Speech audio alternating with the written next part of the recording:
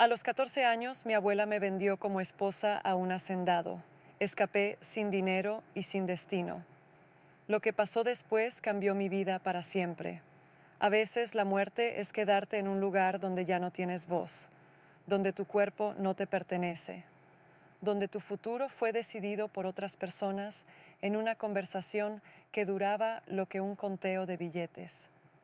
Mi nombre es Carolina. Y aunque han pasado más de 40 años desde esa noche, recuerdo cada detalle con la precisión de quien ha vivido el miedo más puro que existe. El miedo a saber exactamente lo que está por pasarte y no poder hacer nada para evitarlo. Crecí en un pueblo tan pequeño que sus calles tenían nombres de flores, no de números. Era de esos pueblos donde todos te conocían desde que naciste, donde los secretos no existían porque todos sabían todo sobre todos, y donde las tradiciones pesaban más que los sueños, más que la juventud, más que la vida misma. Yo era la mayor de 3 hermanos. Mi papá estaba ausente, de esos papás que desaparecen sin explicación. Mi mamá se fue años después persiguiendo otra vida, persiguiendo a un hombre que le prometía cosas que nuestro pueblo no podía ofrecerle. Se fue con su pareja a la capital, dejándonos con la única persona que teníamos, mi abuela. Mi abuela ya tenía 6 hijos propios. Vivimos todos juntos en una casa que no era grande ni pequeña, simplemente era insuficiente, atiborrada de gente, de historias, de hambre, de sueños que morían antes de nacer, atiborrada de sobrevivencia, disfrazada de vida. Mi abuelo era alcohólico. No voy a dorarle la píldora con palabras bonitas para hacerlo parecer menos de lo que era. Era violento. Violento de una manera que no tenía lógica ni razón. Llegaba a la casa con el diablo suelto, tal y como mi abuela lo describía, y descargaba toda su frustración, toda su rabia, toda su impotencia contra ella, una y otra vez. Yo aprendí a callarme, aprendí a hacerme invisible, aprendí que el silencio era una forma de supervivencia. Cuando empezaban los gritos y los golpes, yo tomaba a mis hermanos menores y nos escondíamos. Nos metíamos bajo las camas, en los armarios, en cualquier lugar oscuro donde el sonido de la violencia llegaba amortiguado. Pero entre tanto caos, entre tanta oscuridad, mis hermanos y yo veíamos la vida como una aventura. Eso es lo que hace la infancia. Te permite tener esperanza incluso cuando todo a tu alrededor está quemándose. Jugábamos en las calles del pueblo, teníamos amigos, reíamos. Soñábamos con vivir en la ciudad, soñábamos con tener dinero, soñábamos con ser algo más que los hijos de la pobreza. Hasta ese día. Tenía 14 años cuando escuché a mi abuela hablar con un hacendado.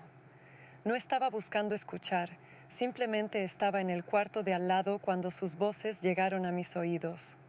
Voces de negociación, voces de transacción, voces que estaban discutiendo los términos de mi vida. El hacendado era un hombre de aproximadamente 40 años, grande, duro, con la ropa de alguien que posee tierra y animales, con la actitud de alguien que está acostumbrado a obtener lo que quiere. Y lo que quería en ese momento era yo. Le ofrecía dinero a mi abuela, mucho dinero, no dinero de esos que ve uno una vez al año, dinero que podía resolver todos los problemas de nuestra familia, dinero que era literalmente más de lo que mi abuela había visto junta en toda su vida. Pero no solo dinero, también ganado. Cabezas de ganado que podríamos vender o criar. Que significaba seguridad alimenticia. Que significaba algo que parecía imposible en nuestro mundo, futuro. El precio era yo, Carolina, 14 años, sin desarrollo, sin experiencia, sin poder decir que no, sin poder hacer absolutamente nada. No me preguntaron qué pensaba, no me consultaron. No había una negociación donde yo fuera una parte de la conversación. Simplemente era el objeto del trato, el producto que se estaba vendiendo. Recuerdo el sonido del dinero al contarse. Recuerdo cada billete siendo separado de su fajo. Recuerdo a mi abuela estirando la mano, sus dedos arrugados, sus uñas rotas, extendiendo los brazos hacia ese dinero como si fuera la salvación. Y la aceptaba. Mi cuerpo se congeló. No lloré, no hice ruido, no grité como hubiera querido gritar. Simplemente mi cuerpo entendió antes que mi mente, algo terrible está a punto de suceder. Pensé en mi abuela, en mi abuelo, en toda la violencia que había visto, y pensé en el hacendado. Pensé en una noche de bodas que no existía en ninguno de mis sueños. Pensé en un futuro que ya no me pertenecía. Y en ese momento, en ese preciso instante en que mi abuela contaba el dinero y el hacendado sonreía, con la satisfacción de alguien que acababa de hacer un buen negocio, mi mente hizo algo que hasta hoy creo que fue la decisión más importante de mi vida. Una sola frase atravesó mi cabeza con la claridad de un relámpago. Si me quedo, mi infancia muere esta noche, no mañana, no en una semana, esta noche. No tenía un plan, no tenía un destino, no tenía dinero, documentos, amigos en la capital, nada. Simplemente tenía una verdad absoluta. Quedarme significaba la muerte de quien era. Así que hice lo único que podía hacer. Salí corriendo. Tomé algunas cosas, no muchas. Una muda de ropa, algo de comer que guardé debajo de mi cama hace días, sin saber que lo necesitaría. Cosas que una niña de 14 años piensa que son importantes cuando va a desaparecer de su vida. No dejé nota. ¿Para qué? Si la escribía, simplemente harían que alguien me persiguiera. Simplemente abrí la puerta de la casa cuando nadie miraba y comencé a caminar. Caminar se convirtió en trotar. Trotar se convirtió en correr. Corrí como si el diablo estuviera pisándome los talones, como si cada segundo que pasaba fuera un segundo en que podrían descubrir que me había ido y enviar a alguien a traerme de vuelta. Corrí sin mirar atrás, porque sabía que si miraba atrás, la nostalgia o el miedo me harían regresar. Horas después, cuando mis pulmones gritaban y mis piernas no podían más, estaba en la carretera principal que salía del pueblo. El sitio donde comenzaba el mundo que había visto en las películas, en los sueños, pero que jamás pensé que conocería. No pasó mucho tiempo antes de que un tráiler se detuviera. El chofer bajó la ventana. Vio a una niña sudorosa, con la cara roja de tanto correr, con los ojos llenos de terror, y simplemente preguntó, ¿a dónde vas? Yo no sabía mentir, no sabía cómo ocultarme. Simplemente dije la verdad que sentía en ese momento, lejos, tan lejos como me pueda llevar. Hoy lo pienso y me estremezco. Eran otros tiempos. No cuestionó, no dudó, no hizo nada que una persona normal haría al ver a una menor sola en la carretera. Fue amable, me ofreció un lugar en su cabina y mantuvo distancia. Horas después estaba en la capital, tenía 14 años, 0 pesos en mi bolsillo, 0 contactos, 0 plan, todo el miedo acumulado en el cuerpo y la libertad más pura que un ser humano puede experimentar. Me bajé del tráiler en una avenida grande, llena de gente, llena de vida, llena de ruido. Era de noche. Las luces de los edificios me asustaban de una manera que no sabía explicar. El tamaño de la ciudad me abrumaba. Los edificios parecían alcanzar el cielo. Las avenidas eran tan anchas que parecían océanos de asfalto. Los autos pasaban a toda velocidad, las bocinas sonaban, la gente caminaba rápido como si tuviera un destino urgente. Yo no tenía destino, solo tenía miedo y libertad, y no sabía cuál pesaba más en mi pecho. Me bajé del tráiler con mis cosas. El chofer me miró por el espejo retrovisor y dijo algo que no olvidaré jamás. Ten cuidado, chamaca. La ciudad es grande, pero también es generosa. Si tienes hambre y hablas con la gente correcta, te ayudarán. No sabía si tenía razón, pero era lo único que tenía. Esperanza en las palabras de un extraño. Caminé durante horas. Pasé por calles llenas de vida nocturna. Pasé por zonas que parecían peligrosas, con gente sentada en las esquinas mirando fijamente. Pasé por tiendas que brillaban con luces de neón.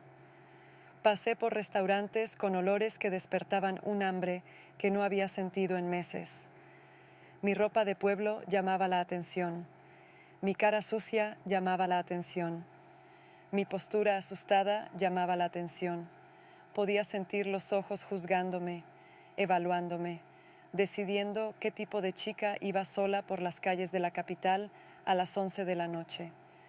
Eventualmente llegué a una zona más tranquila.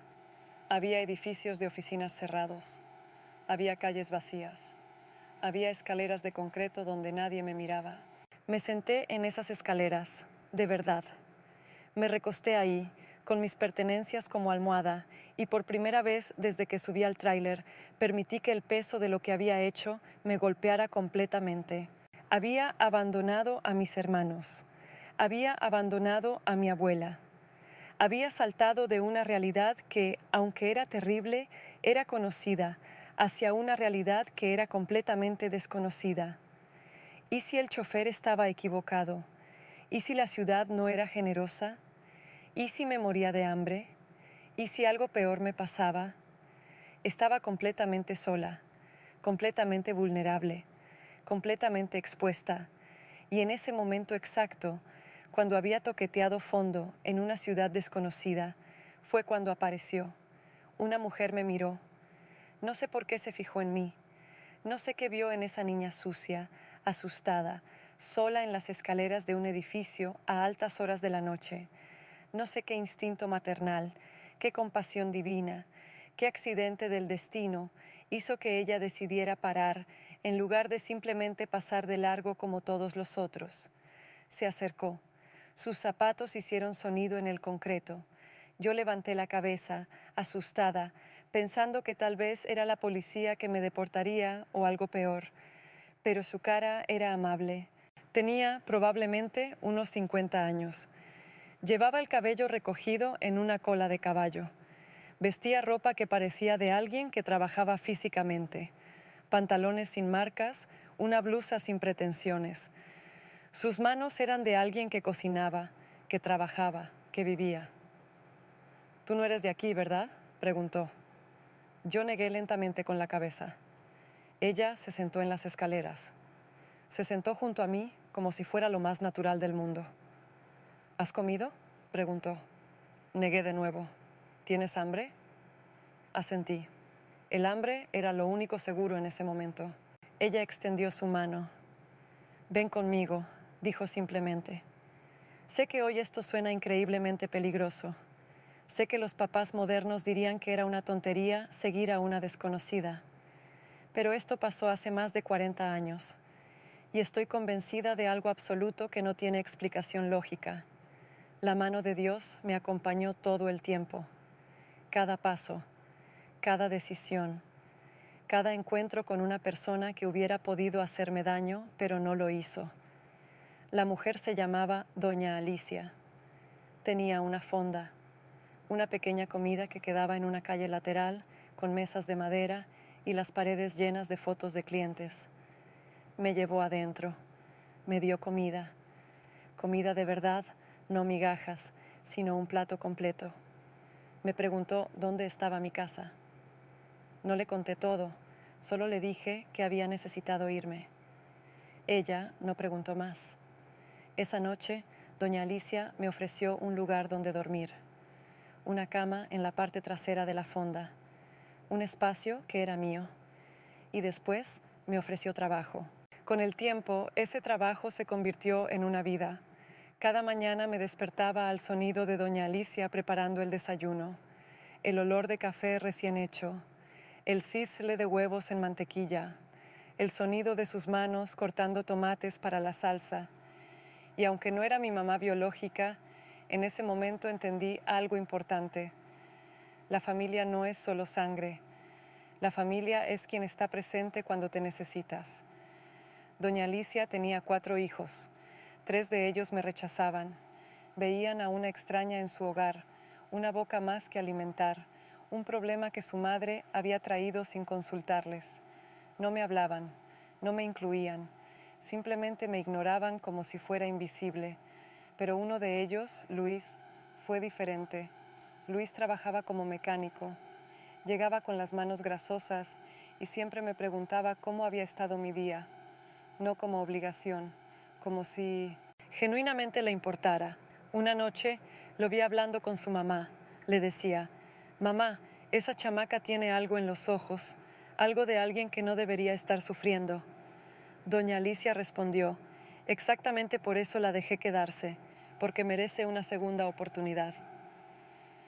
Luis me trató con respeto desde el primer día, no como a una sirvienta, no como a alguien inferior, como a una hermana. Y con el tiempo, su respeto se convirtió en algo más, en protección, en apoyo genuino, en alguien que creía en mí. Y Doña Alicia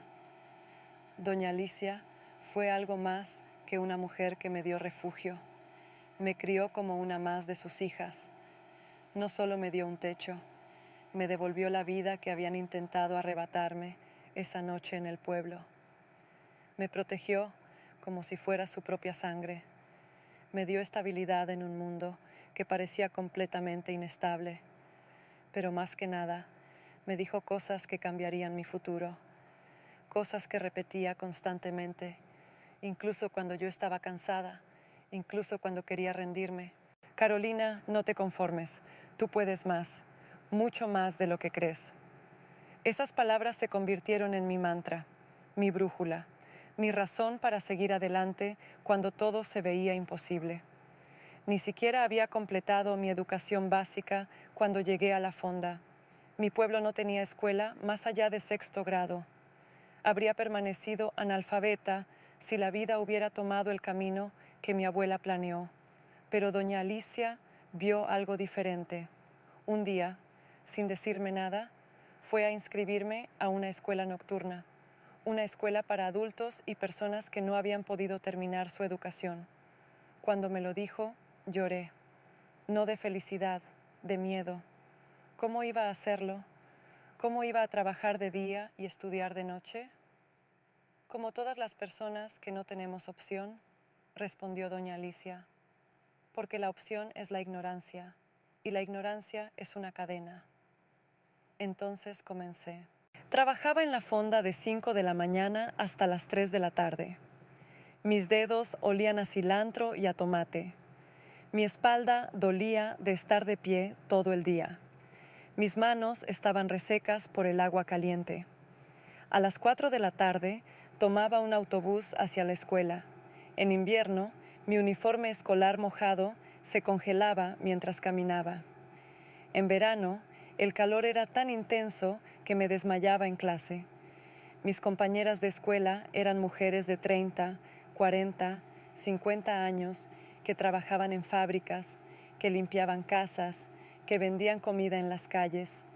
Todas teníamos la misma historia, un pasado que no nos permitía ir a la escuela y un futuro que dependía de que ahora sí lo hiciéramos. Las maestras eran duras, no permitían excusas. Decían: si vinieron hasta aquí es porque de verdad quieren cambiar sus vidas, y cambiar vidas requiere disciplina. Estudié durante 3 años para completar la educación básica. Luego, otros 2 años para una carrera técnica como auxiliar administrativa. Mi mamá, mi doña Alicia, pagaba la colegiatura con el dinero que hacía en la fonda. Durante esos 5 años no dormía más de 5 horas por noche. Estudiaba mientras almorzaba. Hacía tareas entre clientes en la fonda. Dormía cuando podía. Pero lo hice. Con mi título técnico en mano, conseguí mi primer trabajo en una oficina. Un trabajo real, con un escritorio, con una computadora, con gente que me trataba como profesional. Gané mi primer salario y lo primero que hice fue volver a la fonda. Le mostré el talón de pago a doña Alicia. Ella lo leyó, luego me miró y lloró. Mi niña, dijo, tú lo hiciste, tú lo hiciste. Los años pasaron. Cambié de trabajo, cambié de ciudad, cambié de vida. Pero siempre doña Alicia estaba ahí, en las visitas de fin de semana, en los consejos que me daba, en esa manera que tenía de creer en mí incluso cuando yo no creía en mí misma. Entonces, doña Alicia enfermó. Perdí mi hogar, Perdí a mi madre, perdí a la mujer que me salvó la vida en las escaleras de un edificio hace tanto tiempo, y volví a estar sola. Esa noche llamé a mi mejor amiga, una compañera de trabajo que se había convertido en mi hermana elegida. Ella dijo algo que jamás olvidaré. Ven, aquí estás a salvo. Me fui a su casa, nos sentamos en su sala, pusimos música, la música que doña Alicia amaba.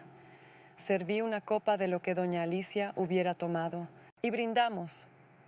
Brindamos por ella, por su vida, por todo lo que hizo, por la manera en que cambió mi mundo. Estoy segura de que, desde donde esté, doña Alicia sonrió. Cuando recuerdo todo esto, todas las noches de frío, durmiendo en una casa de gente que me rechazaba, todos los días trabajando con manos que temblaban, todas las lágrimas derramadas en baños de oficinas donde nadie me veía, entiendo algo que me tomó años comprender. La diferencia entre una víctima y una sobreviviente no está en las circunstancias, está en la decisión. Mi abuela fue una víctima, víctima de un sistema que permitía esto, víctima de un esposo violento, víctima de la pobreza, pero se resignó, aceptó, intentó resolver su dolor causando dolor a alguien más. Yo decidí algo diferente. Decidí que mi dolor no era un destino. Decidí que mi situación no era permanente. Decidí que si la vida no iba a ofrecerme opciones, yo tendría que crearlas. Hoy, 40 y más años después, soy una mujer que se sostiene a sí misma. Soy una mujer que construyó su vida desde cero, desde menos que cero. Soy una mujer que honra a doña Alicia todos los días, simplemente viviendo, simplemente siendo libre. A los que están escuchando les digo esto: la vida siempre tiene un plan secundario para ti, incluso cuando crees que no tienes opciones, incluso cuando las circunstancias parecen imposibles, incluso cuando alguien te dice que no puedes. Siempre hay un camino. A veces ese camino es salvaje, a veces duele, a veces requiere que dejes atrás todo lo que conoces, pero está ahí. Mi abuela no tuvo la claridad que yo tuve, o tal vez la tuvo, pero le daba miedo el vacío. Mi abuelo nunca eligió cambiar su violencia, pero yo elegí, y esa elección me salvó. Dejen un comentario, cuéntenme. ¿Alguna vez han tenido que huir de algo o alguien? ¿Alguna vez han encontrado a una doña Alicia en sus vidas? ¿Alguna vez han comprendido que la verdadera valentía no es no tener miedo, sino tener miedo y actuar de todas formas? Porque creo que todos tenemos un momento así. Todos tenemos ese instante donde podemos elegir quedarnos o irnos. Elegir aceptar o luchar. Elegir ser víctimas o ser sobrevivientes. Hoy le doy gracias a Dios por esa claridad, por el miedo que me hizo correr, por la desconocida que se convirtió en madre, por cada difícil paso que me llevó aquí. Fui vendida como ganado a los 14 años y elegí ser libre. Esto es todo. Gracias por escuchar mi historia. No te olvides dejar tu like y seguirnos para que no te pierdas ninguna de nuestras historias.